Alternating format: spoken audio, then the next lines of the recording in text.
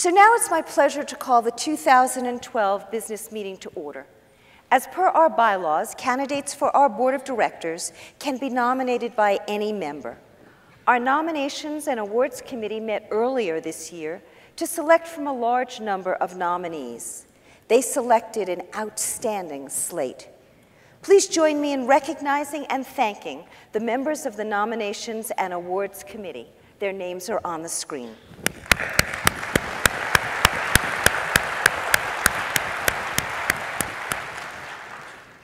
Earlier this fall, all LeadingAge member organizations received an online ballot to vote on the slate of candidates for the board.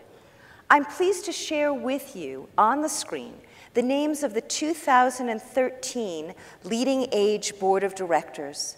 Again, please join me in congratulating them.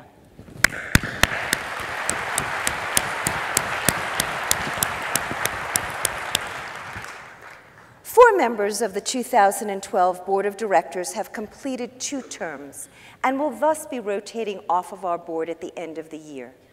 They have served us well, and I am personally so grateful to them for their service. And you can see their names up on the screen. And again, a round of applause, please.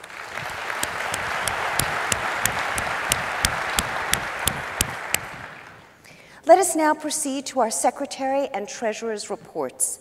Please welcome the Secretary of LeadingAge's Board of Directors, Catherine Roberts.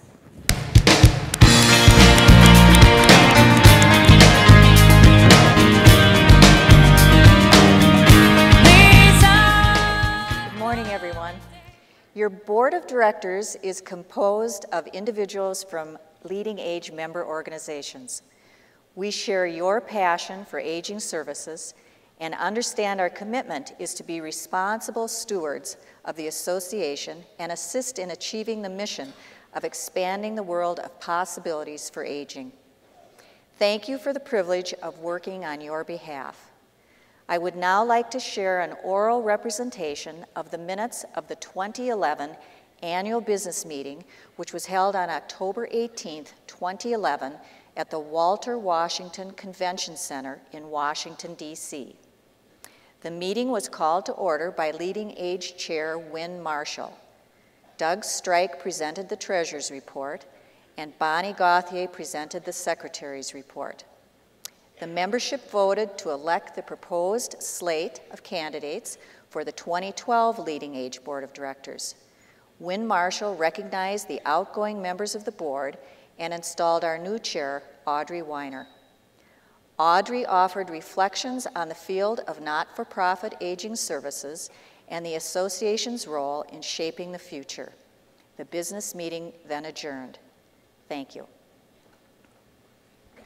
You're welcome.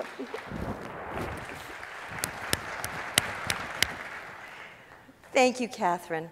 Now to provide the Treasurer's report, let me introduce the Treasurer of the LeadingAge Board of Directors, Doug Strike.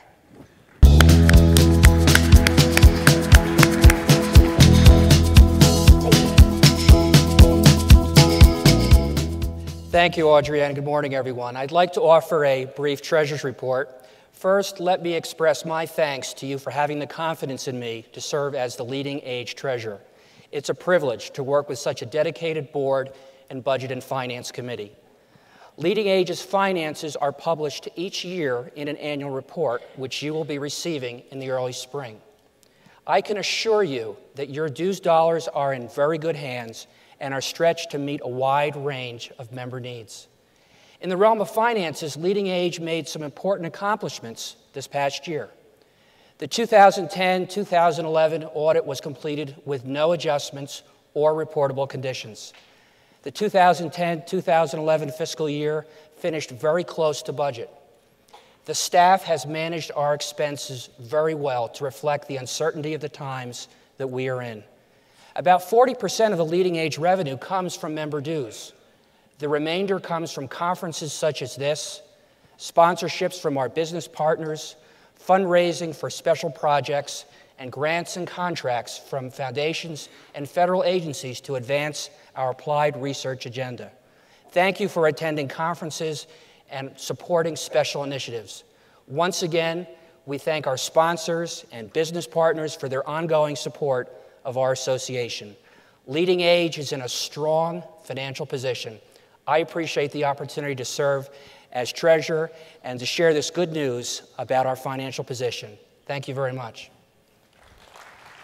Thank you so much. We are going to miss you.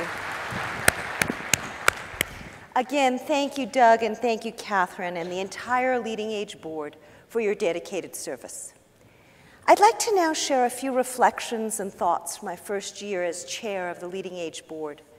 First, please join me in applauding and thanking the LeadingAge staff for this amazing conference.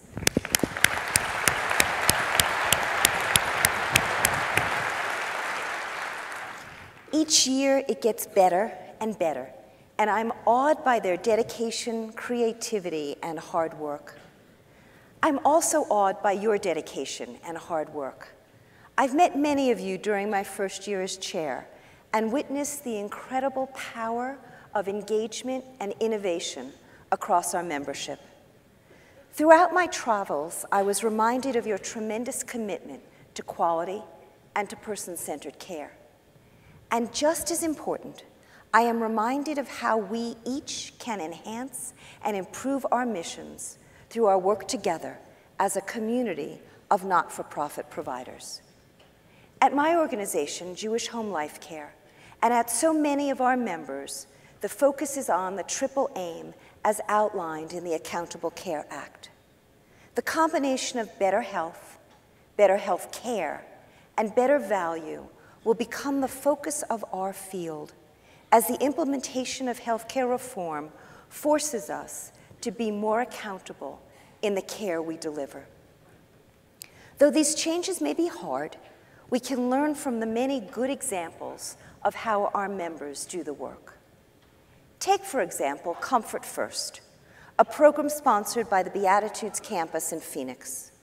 They do an absolutely stellar job of managing dementia care through a comfort model that has virtually eliminated the use of psychotropic drugs in their organization.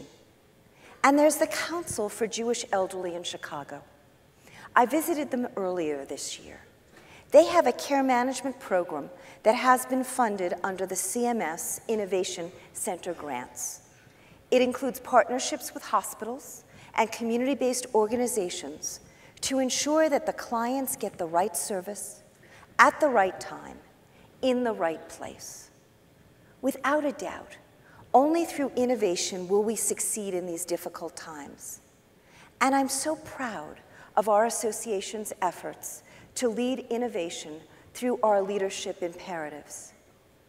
Take, for example, the Center for Aging Services Technology's new electronic health records portfolio. It includes an online toolkit, a series of case studies, and a white paper, all on the topic of selecting and implementing electronic health records.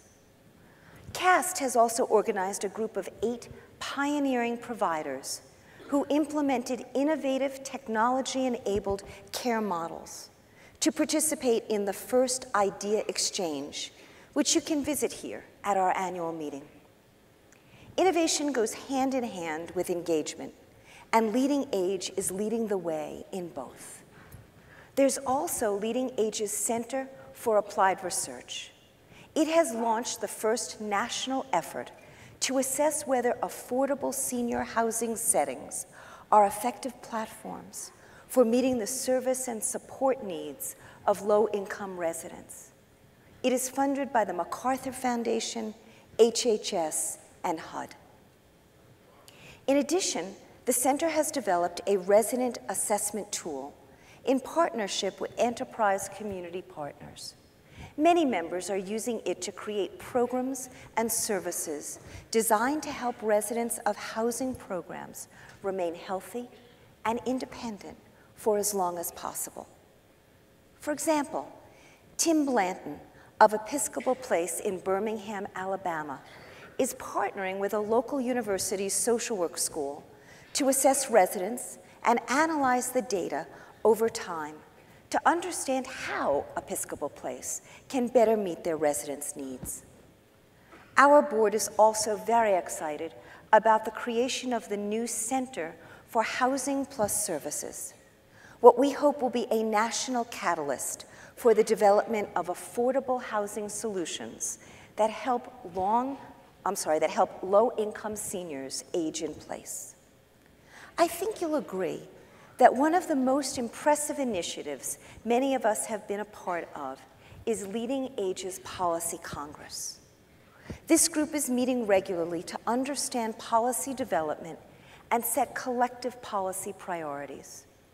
The members of the Policy Congress are just another example of remarkable engagement with our association. I encourage all of you to get to know your state's Policy Congress representatives and to be on top of LeadingAge's policy priorities so we can all contribute to the advocacy necessary for expanding the world of possibilities for aging. Will the members of the Policy Congress please stand and be recognized? Please, stand up.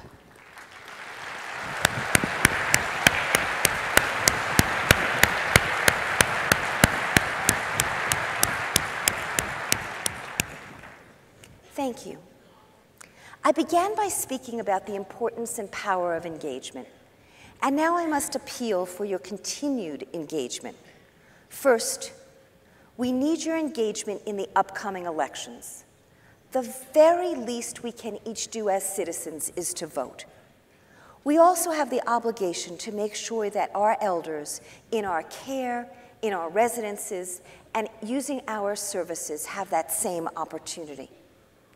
Then we need you to speak up.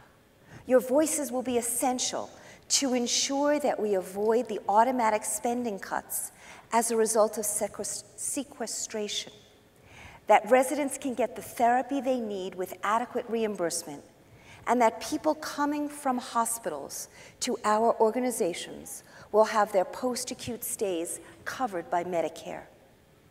Addressing the new observation stay definition in hospitals is critical. Other essential issues we are focusing on include reauthorizing the Older Americans Act, expanding Housing Plus services, ensuring new construction of affordable housing, and protecting Medicaid from block grants.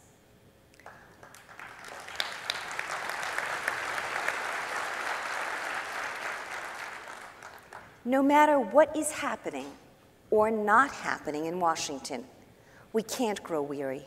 So much is at stake. Let me close with a story about one of my favorite moments as chair. Last summer, we held a LeadingAge board meeting at a Mather Lifeways building in Chicago. There I met Brian Cheatham, a Mather employee who happened to be our bartender at the board reception. He told us that he was thrilled to be working there because he could make the residents' lives better. His love for his job shone through with every drink order he took and every smile that he gave. His feelings were genuine and heartfelt.